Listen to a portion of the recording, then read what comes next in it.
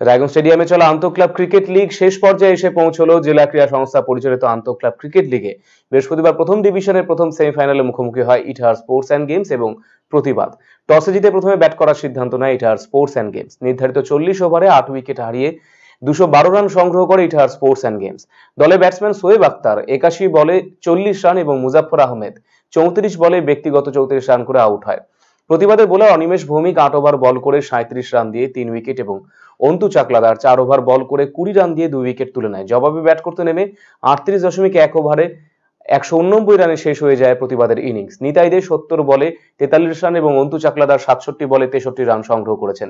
ইটাহারের bowler রেজাউন Ansari 8 over বল করে 21 run দিয়ে 2 wicket এবং অপর বোলার হর্ষিত সরকার 7.1 ওভার বল করে 31 রান দিয়ে প্রতিবাদে 2 উইকেট তুলে নিয়েছে।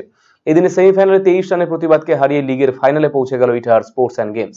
সেমিফাইনালে ম্যান অফ দ্য ম্যাচ নির্বাচিত হয়েছেন ইটাহার স্পোর্টস অ্যান্ড গেমসের হর্ষিত সরকার।